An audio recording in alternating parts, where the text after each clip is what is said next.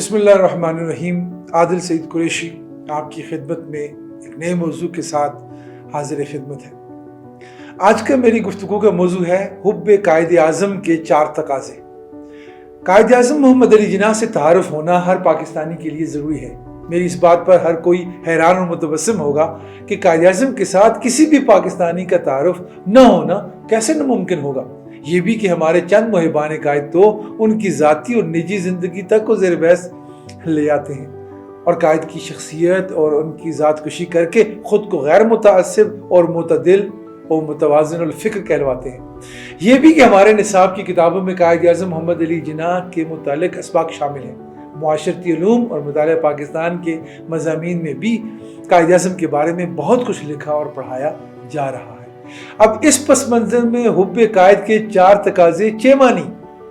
قائد اعظم محمد علی جناح بابا قوم بھی ہیں، ان کی محبت سے انکاری کوئی بھی نہیں، لیکن اس محبت کا سلیقہ اور طریقہ درست کر لیا جائے تو ہم من حیث القوم ایک الگ قومی کردار حاصل کرنے میں کامیاب ہو جائیں گے۔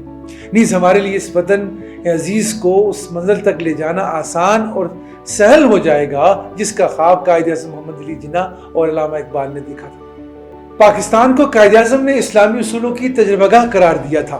اس تجربہ گاہ کو اہل پاکستان نے ہی چلانا ہے، لیکن یہ کام ایسے شروع نہیں ہوگا جیسے ایک دکان کا تالا کھول دیں تو دکان کھل جاتی ہے۔ اسلامی اصولوں کی تجربہ گاہ کے لیے اہل وطن کو نہایت سنجیدگی اور ایمانداری سے خود کو مسلمان کرنا ہوگا۔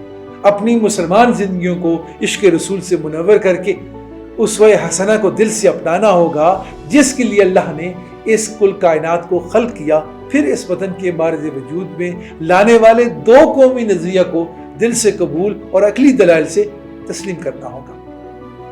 اور آخر میں حضرت قائد کے ارشادات کی روشنی میں پاکستان کی حیثیت کو مان کر اس وطن میں رہنا شروع کریں گے تو پھر یہ پاکستان اسلامی اصولوں کی حقیقی لیبارٹری بن جائے گا، اور پھر اس کی اگلی صورت وہی ہوگی جس کا اعلان بھی ہمارے قائد نے کیا تھا کہ ہم پاکستانی مل کر پاکستان کو اسلام کا مضبوط قلعہ بنائیں گے۔ حب قائد کا یہ پہلا تقاضا ہوا کہ پاکستان کو اسلام کا قلعہ بنایا جائے، یعنی کہ ہم سب بحیثیت قوم اس مشن کو اخلاص کے ساتھ مکمل کرنے کی صحیح کریں۔ قائد اعظم کا مشن یہی تھا کہ پاکستان کو اسلامی اصولوں کی لیبارٹری بنایا جائے اور اس مملکت میں اسلام کی حقیقی روح کو زندہ رکھا جائے۔ اسلام کے نام سے کئی جدت پسندوں کو الجھن ہونے لگتی ہے۔ یاد رہے، ہمیں یہ الجھن کے مارے جدید ذہن بھی عزیز ہیں، بالکل ویسے جیسے نبی اکرم صلی اللہ علیہ وآلہ وسلم نے طائف کی بستی والوں کے بارے میں ارشاد فرمایا تھا کہ ان کو میرا علم ہی نہیں میں کون ہوں، لیکن ان کی اولاد میری کلمہ گو ہوگی۔ اس لیے ان جدید سوچ اور مغربی طرز کے شائقین کو بولنے کا موقع دیں گے تو ان کو اپنی بھی سنا سکیں گے۔ قائد اعظم نے بارہا اور بار بار اس بات کا احاطہ کیا ہے کہ پاکستان کا آئین اسلامی ہوگا۔ مسلم لیگ کانفرنس سے خطاب کرتے ہوئے انہوں نے 21 نومبر 1945 کو فرمایا تھا، مسلمان اس لیے پاکستان کا مطالبہ کرتے ہیں کہ اس مملکت میں وہ اپنے ضابطۂ زندگی، اپنے ثقافتی نشو و نما، روایات اور اسلامی قوانین کے مطابق زندگی بسر کر سکیں۔ اس کے علاوہ بھی قائد اعظم نے اسلام کو اپنا رہنما مانا ہے۔ اس کے بارے میں انہوں نے بالکل واضح طور پر موقف اختیار کیا۔ پاکستان کے بنا، اسلام کے بنا وہ پاکستان کو کبھی نہیں دیکھتے۔ ان کی تقاریر میں اسلام اور پاکستان کی مساوات مکمل صورت میں ملتی ہے، کیونکہ اسلام اور پاکستان ایک ہی سکے کے نام ہیں۔ اب اس مشن کو ہم پاکستانیوں نے مل کر مکمل کرنا ہے۔ پاکستان کو ایک اسلامی ریاست بنائیں گے۔ اب اسلامی ریاست پر کچھ احباب کو اعتراض ہوگا تو ہونے دیں۔ اس ایک چھوٹے سے طبقے کے لیے ہم پاکستان کی صورت اور پاکستان کی تاریخ کو مسخ کر دیں، یہ کہاں کی عقل مندی ہوگی۔ حب قائد کا دوسرا تقاضا یہ ہے کہ قائد اعظم محمد علی جناح کو ایک لیڈر اور ایک انسان کے طور پر لیں۔ ان کو غیر انسانی ہستی بنا کر نہ پیش کریں، بلکہ ایک عام مگر عظیم انسان کے طور پہ انہیں جانا جائے۔ ان کی زندگی کو ایک عام انسان کی زندگی جیسا مانا جائے۔ قائد اعظم محمد علی جناح کی مثال ایک والد کی ہے۔ والد کی طبیعت، مزاج، پسند و ناپسند اور مذاق کے جواب دے ہم اولاد نہیں ہو سکتے۔ اس کی ایک مثال میں یوں دینا چاہوں گا کہ گاؤں میں ہمارے گھر کے پچھواڑے میں سفیدے کے بڑے بڑے درخت لگے ہوتے تھے۔ ہمارے ہمسائے لالا ہمت خان کا چھوٹا سا باڑا تھا۔ जहाँ उसने दुम्बे और बकरियां पाल रखी थी।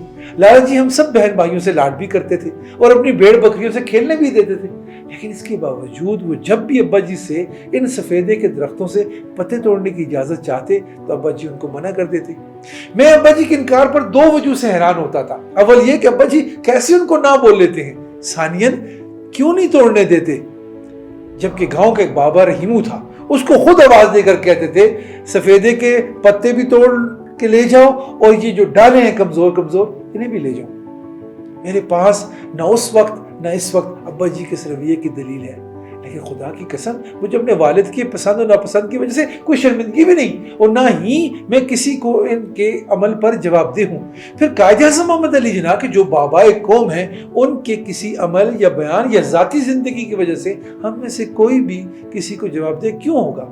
वो पैगंबर नहीं थे, वो खलाई मखलूक भी नहीं थे, वो एक इंसान थे और उन्होंने कभी भी ऐसे किसी स्टेटस का तकाजा ही नहीं किया। फिर हम क्यों उनको एक मिसाली इंसान बनाकर उनके किरदार को कमजोर, मुतनाज़े और छोटा कर रहे हैं? हुब्बे कायद का तकाजा ये हुआ हम बाबा कौम को पैगंबर बनाकर या वलीउल्लाह बनाकर उनका कद न घटाएं, बल्कि उनको एक इंसान, एक भाई, एक खावन, एक बाप ही रहने दें।